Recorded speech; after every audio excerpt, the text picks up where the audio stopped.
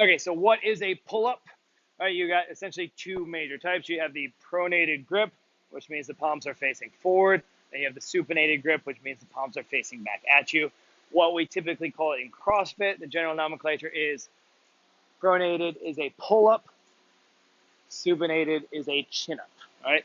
In CrossFit, you're going to see a lot more pronated grip, not necessarily because it's better for anyone or it's a more dominant exercise or anything or healthy or anything like that, but because the pronated grip transfers more into the rest of the gymnastics repertoire, like muscle ups, things like that. All right. So usually you'll see a gymnast doing pronated, but they'll also be working supinated as well. If you're looking at them on the uneven bars or whatever that is. All right. If you think about something like the rings, it happens, but it's not really pronated or supinated because the ring moves around with you.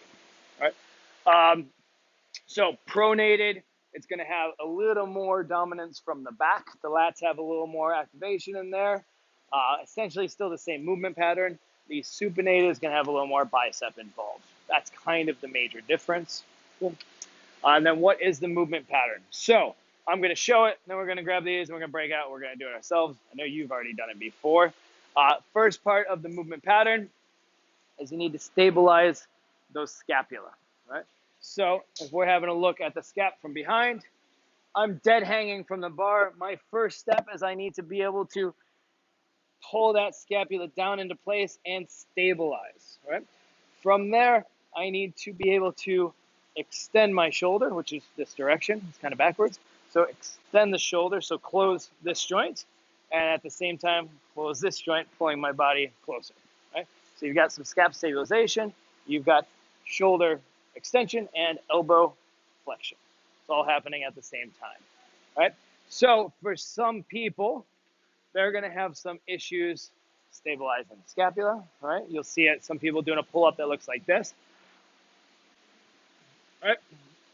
Some people won't be able to extend the shoulder, so they'll do something like this, right? A lot get there. Yeah. And then a lot of times that elbow flexion is involved too, where it's you can't get any more than that. Usually the shoulder elbow are working together.